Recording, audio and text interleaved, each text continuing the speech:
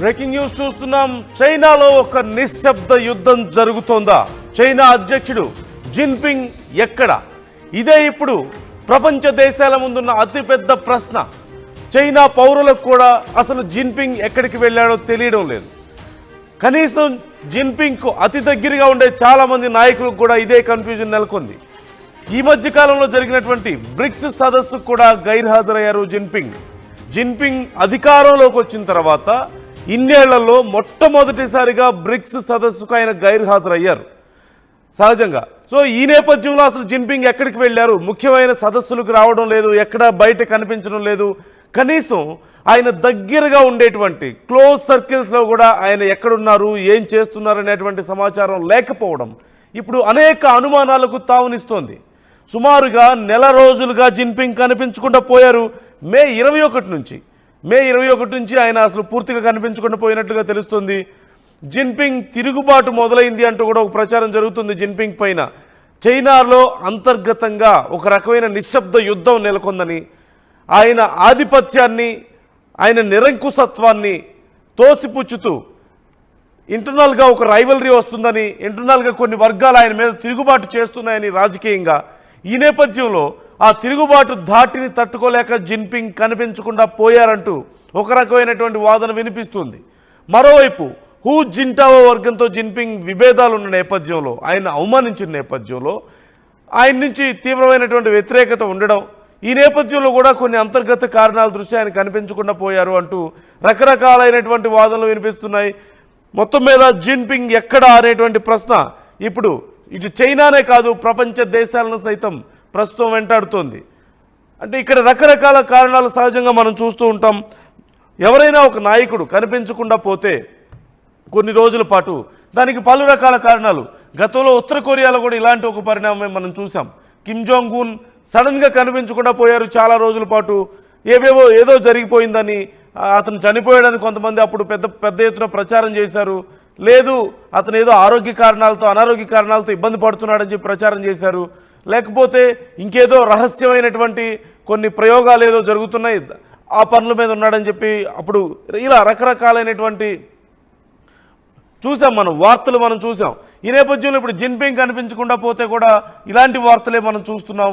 ఇప్పుడు జిన్పింగ్ ఎక్కడ అన్నప్పుడు సహజంగా ముఖ్యమైనటువంటి ప్రధానంగా వచ్చేటువంటి ఒక అంశం రాజకీయపరమైనటువంటి తిరుగుబాటు ఇప్పుడు నెలకొంది. ప్రత్యర్థుల నుంచి విపరీతమైన ఒత్తిడి వస్తుంది. ఆయన ఆధిపత్యానికి గండిపడే సమయం వచ్చింది. దానివల్లనే ఆయన కనిపించకుండా పోయాడు అనేది ఒక వాదనగా కనిపిస్తుంది. మరోవైపు చూసినట్లయితే మరికొంతమంది ఆయనకి ఇంకేదో జరిగి ఉండొచ్చేమో అనేటువంటి వాదనలు కూడా వినిపిస్తూ ఉన్నారు. ఆల్ ఆఫ్ సడన్గా కనీసం ఒక దేశానికి సంబంధించిన అధ్యక్షుడు, అందులోనూ అగ్రదేశంగా అమెరికా తర్వాత అంత బలమైన దేశంగా పేరున్నటువంటి చైనా లాంటి దేశానికి సంబంధించిన అధ్యక్షుడు ఒక్కసారిగా ఇన్ని రోజుల పాటు గతంలో కూడా కనిపించకుండా పోయారు. అయితే అప్పుడు కేవలం 3 రోజులు 4 రోజులు ఒక వారం పాటు జరిగింది, కానీ నెలల పాటు ఎప్పుడు జరగలేదు. కానీ ఇప్పుడు ఇన్ని రోజుల పాటు కనిపించకుండా పోవడం పట్ల అనేక అనుమానాలు వ్యక్తమవుతున్నటువంటి పరిస్థితి కనిపిస్తుంది. ప్రధానంగా అసలు ఏం జరిగి ఉండొచ్చు అన్నప్పుడు ఇంతకుముందు మనం మాట్లాడుకున్నప్పుడు కొన్ని కీలకమైనటువంటి అంశాలు, ఆరోగ్య కారణాల దృష్ట్యా చాలామంది అధ్యక్షులు కానీ కీలకమైన వ్యక్తులు కానీ తమకి ఒకవేళ ఆరోగ్య సమస్యలు ఉన్నట్టయితే వాటిని బయటికి చెప్పుకోవడానికి ఇష్టపడరు. పలానా ఆరోగ్య సమస్యలతో పలానా అధ్యక్షుడు ఇబ్బంది పడుతున్నాడు, ఇంత పెద్ద ఫిగర్ అయి ఉండి ఇంత పెద్ద దేశానికి అధ్యక్షుడై ఉన్న నేపథ్యంలో వాళ్ళు తమ ఆరోగ్యానికి సంబంధించినటువంటి వీక్నెస్ ఏమైనా ఉంటే, ఏదైనా సమస్యలు ఉంటే వాటిని బయట పెట్టుకోవడానికి, కేవలం అది చైనా ప్రజల ముందనే కాదు ప్రపంచ దేశాల ముందు అది చూపించుకోవడానికి ఇష్టపడరు. దానికి ఒక ఎగ్జాంపుల్గా మనం చూడొచ్చు. గతంలో ఉత్తర కొరియా అధ్యక్షుడు అమెరికాను విజిట్ చేసినప్పుడు చివరికి టాయిలెట్ని కూడా వెంట తీసుకెళ్ళినటువంటి పరిస్థితి మనం చూసాం. అంటే చివరికి ఆయన మలమూత్రాలు కూడా బయట దేశస్తులకి, శత్రువులకి దొరకకుండా జాగ్రత్త పడ్డటువంటి తీరు మనం చూసాం. కేవలం ఆయన విషయంలో కాదు, ప్రపంచ దేశాల్లో చాలామంది అధ్యక్షులు ఇతర దేశాలకు వెళ్ళినప్పుడు తమకు సంబంధించిన ఏ చిన్న క్లూ కూడా బయట దేశాలకు వెళ్లకుండా తమ ఆరోగ్యానికి సంబంధించి కానీ మానసిక పరిస్థితికి సంబంధించి కానీ మనం చూస్తూనే ఉంటాం. ఏవి బయటకు వెళ్లకుండా ఇంటర్నల్గా ఫ్యామిలీకి సంబంధించిన ఇష్యూస్ కావచ్చు, ఇంకేమైనా కావచ్చు, ఏవి బయటకు వెళ్లకుండా అతి జాగ్రత్త పడుతూ ఉండడాన్ని మనం గమనించవచ్చు. ఈ నేపథ్యంలో ఇప్పుడు జిన్పింగ్ పరిస్థితి కూడా ఇదేనా? ఇలాంటి సమయంలో కొన్ని రోజులు పూర్తిగా అబ్స్కాండ్ అయిపోవడం, అంతా సెట్ అయిన తర్వాత మళ్ళీ తిరిగి రావడం, ఇవి కొన్ని రోజులు కొన్ని చోట్ల జరుగుతూ ఉంటాయి. చాలా సందర్భాల్లో చాలామంది అధ్యక్షులు కానీ పెద్ద పెద్ద సెలబ్రిటీస్ కానీ చాలామంది ఇలా చేసిన వాళ్ళు ఉన్నారు. సో ఒకవేళ అలా ఏమైనా జరిగిందా అనేది ఒక ముఖ్యమైన అంశం. గతంలో కూడా జిన్పింగ్కి కొన్ని ఆరోగ్యపరమైనటువంటి సమస్యలు కొన్ని ఉన్నాయి అనేది కొన్ని వార్తలు వచ్చిన మాట కూడా మనం చూసాం. ఇక మరోవైపు చూసినట్లయితే రాజకీయ ఒత్తిళ్లు, ఆయనకున్నటువంటి నిరంకుశత్వానికి నేనే ఏలాలని చెప్పేసి అలా అక్కడ ఉన్నటువంటి రాజ్యాంగాన్ని సైతం మార్చి ఇష్టారీతిన వ్యవహరిస్తున్నారు. ఇక వేరే వారిని అధికారంలోకి రానివ్వకుండా ప్రజల్లో తిరుగుబాటు ఉన్నప్పటికీ కూడా, ప్రజల్లో వ్యతిరేకత ఉన్నప్పటికీ కూడా ఇష్టం వచ్చినట్లు వ్యవహరిస్తున్నారు అనేది ఒకటైతే, అంతర్జాతీయంగా కూడా చాలా దేశాల్లో కయ్యాలు పెట్టుకోవడం. ఫర్ ఎగ్జాంపుల్ మనం చూసాం, పాకిస్తాన్కి ఆయుధాలు సప్లై చేయడం నుంచి పాకిస్తాన్కి సపోర్ట్ చేసే విషయాల్లో ఖచ్చితంగా అక్కడ ఉన్నటువంటి ప్రజలకు ఇష్టం లేదు. ప్రపంచ దేశాలు కూడా ఈ విషయంలో కొంత వారించే ప్రయత్నం చేసినప్పటికీ కూడా ఆయన వినలేదు. సో ఇలాంటి విషయాలు కానివ్వండి, ఇంటర్నల్గా ఆయనకు ఉన్నటువంటి ఆధిపత్యం, నిరంకుశత్వం లాంటి విషయాలు కానీ, ఇలాంటి విషయాల్లో ప్రజలు విసిగి వేసారిపోయి ఉన్నారని, కొంత మార్పు కోరుకుంటున్నారు అనేటువంటి వార్తలు కూడా చాలా సందర్భాల్లో చూసాం. ఆయన వర్గంలోనే ఒక ప్రత్యర్థి వర్గం తయారవడం, ఆయనకి క్లోజ్ సర్కిల్స్లో ఉండేటువంటి రాజకీయ వర్గాల్లోనే ఒక ప్రత్యర్థి వర్గం తయారయ్యి ఆయన మీద ఇంటర్నల్గా కొంత తిరుగుబాటు చేస్తున్నట్లుగా కూడా తెలుస్తుంది. ఈ నేపథ్యంలో ఈ విషయంలో కూడా దీన్ని సెటరేట్ చేసుకునే వరకు కొన్ని రోజులు అబ్స్కాండ్ అయ్యారా, ఆయన కనిపించకుండా పోయారా, లేదంటే ఒకవేళ ఇలా దాక్కొని ఎవరికి కనిపించకుండా దీనికి సంబంధించి ఏదైనా ఆపరేషన్ చేస్తున్నారా సీక్రెట్గా, ఇది ఒక అంశం అయి ఉండొచ్చు అనేది ఒకటి కనిపిస్తుంది.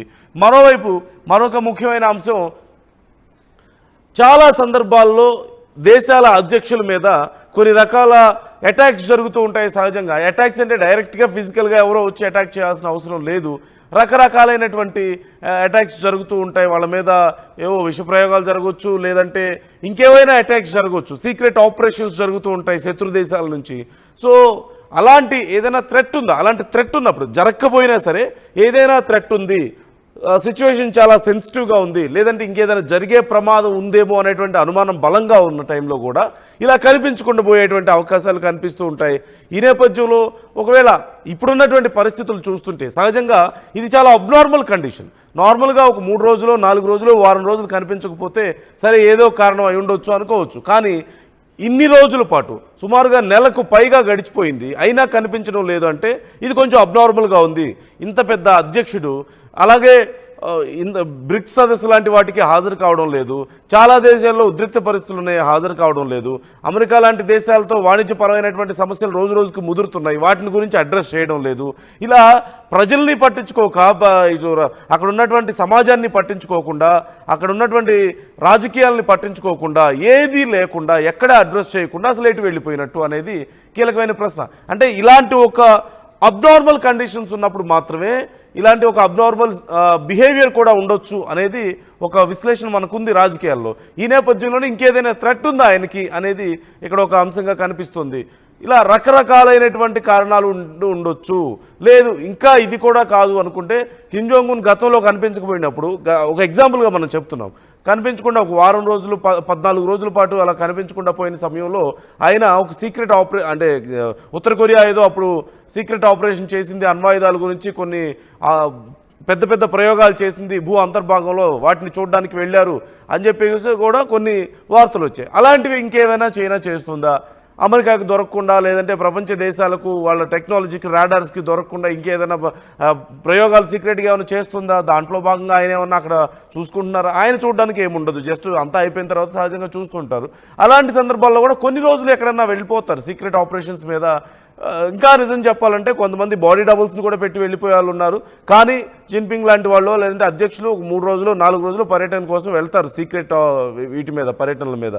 కానీ ఇన్ని రోజుల పాటు ఎందుకు కనిపించడం లేదు అన్నప్పుడు ఇలా అనేక కోణాల్లో మనం ఆలోచించాల్సి వస్తుంది.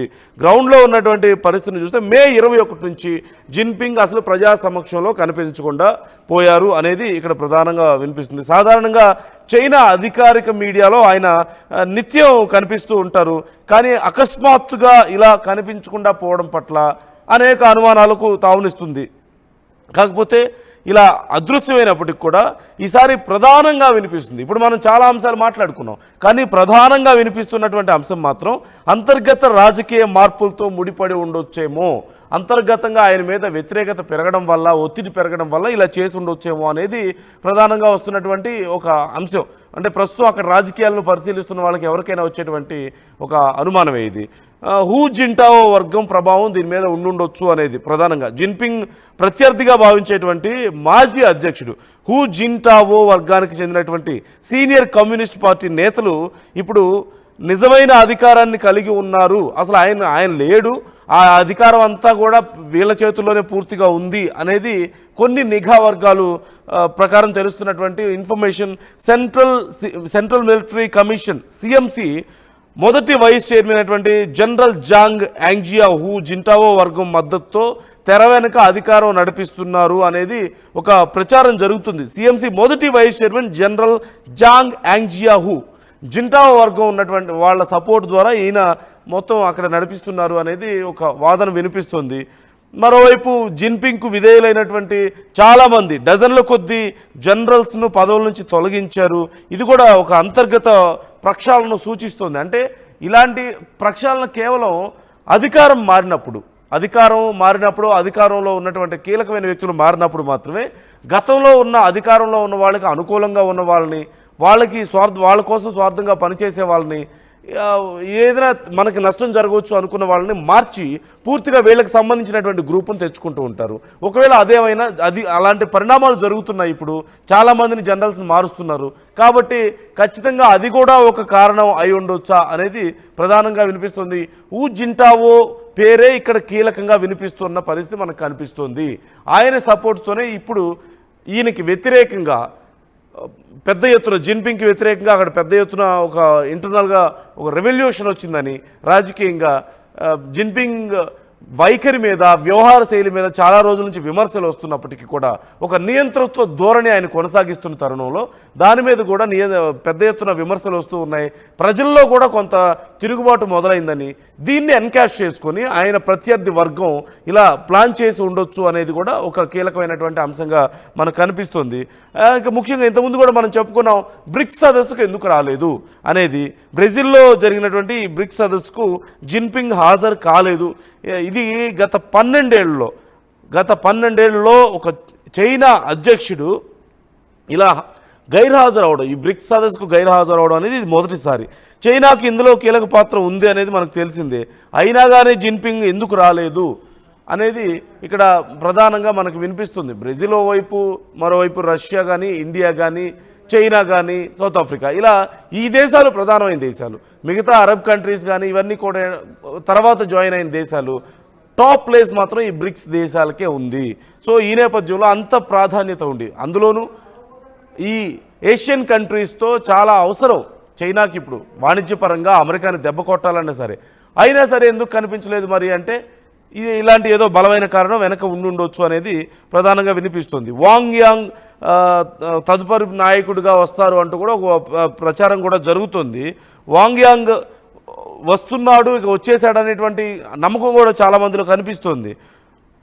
ఆయన కొంత చాలా మంచి మనస్తత్వం కలిగిన వాడని, లేదంటేనేమో చైనాని సంస్కరణల వైపు నడిపిస్తాడనేటువంటి ఒక మంచి పేరు కూడా అక్కడ ఉండడం కూడా ఆయన కొంత కలిసి వచ్చే అంశాలుగా కనిపిస్తుంది. ఖచ్చితంగా జిన్పింగ్ తర్వాత వాంగ్ యాంగ్ రావచ్చు అంటూ కూడా ప్రచారం పెద్ద ఎత్తున జరుగుతుంది. రావాలని కోరుకుంటున్న వాళ్ళు కూడా చాలామంది ఉన్నారు. ఇక ప్రధానంగా చాలా కీలకమైన అంశం ఆర్థిక సమస్యలు, సమాజంలో అసంతృప్తి. ఈ రెండు చాలా కీలకమైనటువంటి అంశాలు. చైనా ప్రస్తుతం తీవ్ర ఆర్థిక ఒడిదుడుకులను ఎదుర్కొంటుంది అనేది అందరికీ తెలిసిందే. ఓవైపు భారీ పాపులేషన్ అనేది ఒక పెద్ద సమస్య ఖచ్చితంగా. మరోవైపు నిరుద్యోగం పెరుగుతోంది, రియల్ ఎస్టేట్ రంగం బాగా దెబ్బతింటున్నటువంటి పరిస్థితి కనిపిస్తుంది. ఇలాంటి సంక్షోభం క్రమంలో జిన్పింగ్ నాయకత్వం మీద ఇటు ప్రజలు, వ్యాపారస్తులు అసంతృప్తి పెరుగుతోందని, ఈ నేపథ్యంలో చైనాలో జిన్పింగ్ ప్రభావాన్ని క్రమంగా తగ్గిస్తుందంటూ కూడా చాలామంది భావిస్తున్నారు. ఇక మనందరికీ తెలిసిన విషయమే, అమెరికాతో కూడా వాణిజ్యంలో పోటీ పడడానికి సిద్ధమవుతుంది అనేది. టెక్నాలజీ పరంగా చూసినా సరే బలమైనటువంటి ఆర్మీ ఫోర్సెస్, డిఫెన్స్ ఫోర్సెస్ కలిగినటువంటి దేశంగా చైనాకు మంచి పేరుంది. కానీ ఈ మధ్య కాలంలో అక్కడ రియల్ ఎస్టేట్ బాగా దెబ్బతింది అంటూ ప్రచారం జరుగుతుంది. మరోవైపు చాలామంది కూడా ఈ చేతి వృత్తులు చేసుకునే వాళ్ళు చాలామంది ఉన్నారు. పనులు అంటే అక్కడి ప్రభుత్వ విధానాల ప్రకారం అక్కడే తయారు చేసి, ఇప్పుడు మేక్ ఇన్ ఇండియా లాంటి ఎలాగైతే కార్యక్రమం ఉందో అలాగే చైనాలో కూడా పెద్ద ఎత్తున తయారీ రంగం అనేది చాలా గొప్పగా ఉంది. ప్రతి వాళ్ళు ఏదో ఒక చిన్న, అందరూ ఉద్యోగాలు చేయకపోయినప్పటికీ ఏదో ఒక చిన్నదో పెద్దదో ఒక చిన్న పరిశ్రమ పెట్టుకోవడం, వాళ్ళు సొంతగా తయారు చేసినటువంటి క్రాఫ్ట్స్ కానీ పదార్థాలు కానీ ఇతర దేశాలకు సప్లై చేయడం అనేది అతిపెద్ద బిజినెస్ చైనాలో. ఈ మధ్య కాలంలో కొంత దాని మీద కూడా ప్రభావం పడింది. అంటే వాణిజ్య రంగంలో వీళ్ళు తీసుకున్న నిర్ణయాలు కానీ, లేదంటే ప్రపంచ దేశాలు ముఖ్యంగా అమెరికా లాంటి దేశాలు చేస్తున్నటువంటి కొన్ని అవలంబిస్తున్నటువంటి కొన్ని పద్ధతుల వల్ల కానీ చైనా మీద ఆ ప్రభావం చాలా ఎక్కువగా పడింది అనేది తెలుస్తుంది. మరోవైపు చాలా దేశాలతో శత్రుత్వం కూడా ముఖ్యంగా ఈ చైనాను బాగా దెబ్బతీస్తుంది, వాణిజ్యపరంగా కానీ అన్ని రకాలుగా నైతికంగా కూడా దెబ్బతీస్తుంది అనేది ఇప్పుడు వినిపిస్తున్నటువంటి ఒక మాట. గతంలో 2022లో షాంఘై సహకార సంస్థ సదస్సు నుంచి తిరిగి వచ్చిన తర్వాత జిన్పింగ్ కొంతకాలం కనిపించకుండా పోయారు. గతంలో కూడా మనం చెప్పుకున్నాం. అప్పుడు కూడా తిరుగుబాటు పుకార్లు వ్యాపించిన విషయం మనం చూసాం. అయితే అది కోవిడ్-19 నిబంధనల ప్రకారం తప్పనిసరి క్వారంటైన్ కారణంగా ఆయన తప్పించుకొని వెళ్ళిపోయారని కూడా అప్పుడు ప్రచారం జరిగింది. ఇక ప్రస్తుతం ఓవరాల్గా చూసినట్లయితే రాజకీయాల్లో ఒక అస్పష్టత కనిపిస్తుంది, అత్యంత అస్పష్టత కనిపిస్తుంది అనడంలో ఎలాంటి సందేహం లేదు. ముఖ్యంగా నాయకుల్లో పారదర్శకత లేకపోవడం వల్ల కానివ్వండి, లేదంటే నాయకుడి అదృశ్యం వల్ల కానివ్వండి, అధికారిక ప్రకటనలో చిన్న చిన్న మార్పులు చోటు చేసుకుండడం ఫ్రీక్వెంట్గా. అంటే అధికారికంగా ఒక ప్రకటన వచ్చిన తర్వాత అది చాలా క్రిస్టల్ క్లియర్గా ఉండాలి, కానీ అలా కాకుండా ఇలాంటి మార్పులు చేర్పులు జరుగుతూ ఉండడం, రోజుకొక రకమైనటువంటి ప్రకటన రావడం కూడా అక్కడ కొంత గందరగోళాన్ని కలిగిస్తుంది, చాలా ఊహలకు కూడా తావిస్తుంది. కోల్డ్ వార్ సమయంలో సహజంగా పాశ్చాత్య విశ్లేషకులు చైనా రాజకీయాలను అర్థం చేసుకోవడానికి పికాలజీ అనేటువంటి ఒక పదాన్ని ఉపయోగించారు. దీనిలో పీపుల్స్ డైలీలో ప్రచురించినటువంటి ప్రకటనలు కానీ, అధికారిక ఫోటోలు కానీ, సమావేశంలో సీటింగ్ అమరికలు వంటి చిన్న చిన్న సంకేతాలను కూడా విశ్లేషించి అంతర్గత మార్పులను వాళ్ళు అంచనా వేస్తూ ఉండేవాళ్ళు. జిన్పింగ్ పాలనలో అస్పష్టత మరింత పెరిగింది అనడానికి ఈ పికాలజీ పద్ధతి మళ్ళీ ప్రాముఖ్యత సంతరించుకున్నట్లుగా తెలుస్తుంది. అంటే ఇక్కడ దీన్ని బట్టి పికాలజీ ప్రకారం చూసినట్లయితే చైనా అధ్యక్షుడు ఇప్పుడు జిన్పింగ్ అధ్యక్షుడిగా ఉన్న సమయంలో అక్కడ మరింత గందరగోళం జరుగుతుంది అనడానికి ఈ పికాలజీ ప్రకారం చూసినా కూడా తెలుస్తుంది అంటున్నారు.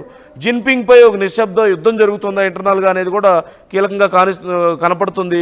ఆకస్మికంగా అదృశ్యం అవ్వడం, లేదంటే సైనిక అధికారులు తొలగింపులు, రాష్ట్ర మీడియాలో ప్రస్తావన తగ్గడం, అలాగే మాజీ నాయకుల వర్గం క్రియాశీలకంగా వ్యవహరించడం, ఇలాంటివన్నీ పరిణామాలు చూస్తుంటే ఏదో జరిగింది, మొత్తానికి జరగకూడదు ఏదో జరిగింది అనేది క్లియర్గా కనిపిస్తుంది. మొత్తం మీద చైనా రాజకీయాలు చాలా రహస్యంగా జరుగుతుంటాయి చాలా. కాబట్టి బయట ప్రపంచ రాజకీయాలతో ఈవెన్ అమెరికా రాజకీయాలైనా సరే ప్రపంచ దేశాల ముందు ఎంతో కొంత బయటకు వస్తూ ఉంటాయి. భారతదేశానికి సంబంధించిన రాజకీయాలు చూస్తూనే ఉన్నాం. సో చాలా వరకు అన్ని దేశాల రాజకీయాలు ప్రపంచం ముందు కనపడుతున్నప్పటికి కూడా ఉత్తర కొరియా, చైనా లాంటి రాజకీయాలు ఏం జరుగుతుంది అనేది ఇంటర్నల్గా ఎవరికి తెలియనివ్వరు. కేవలం పైన జరుగుతున్నది అల్టిమేట్ స్టేట్మెంట్ మాత్రమే, ఫైనల్ స్టేట్మెంట్ మాత్రమే బయటకు వస్తుంది. ఇంటర్నల్గా ఏ రాజకీయాలు జరిగినాయి, ఎవరిని బెదిరించారు, ఎవరు బలంగా ఉన్నారు, ఎవరు బలహీనంగా ఉన్నారు, కారణాలు ఏంటి, ఇవేమీ కనిపించవు. ఖచ్చితంగా ఇంటర్నల్గా ఎంత పెద్ద గొడవలు జరిగినా, ఇంటర్నల్గా ఎంత పెద్ద గందరగోళం ఉన్నా సరే అల్టిమేట్ రిజల్ట్ మాత్రమే తెర మీదకి వస్తుంది. కాబట్టి ఇలాంటి ఒక పరిస్థితి ఉన్న కారణంగానే చైనా రాజకీయాలను అంచనా వేయడం చాలా కష్టంగా కనిపిస్తుంది. మొత్తం మీద జిన్పింగ్ కనిపించకుండా పోవడం ఇప్పుడు ప్రపంచ దేశాలకు కూడా ఒక పెద్ద ప్రశ్నగా మారిపోయింది. ఏం జరుగుతుంది చైనాలో అనేది అన్ని దేశాలు చాలా కీన్గా అబ్జర్వ్ చేస్తున్నాయి. ఈ అంశానికి సంబంధించి మీరు కూడా మీ అభిప్రాయాలను మాతో పంచుకోండి. కామెంట్ రూపంలో మీ అభిప్రాయం తెలియజేయండి. ఎందుకని జిన్పింగ్ కనిపించకుండా పోయారు, కారణం ఏమై ఉండొచ్చు అనేది మీరు కూడా మీ అభిప్రాయాన్ని ఆర్టీవీతో షేర్ చేసుకోండి.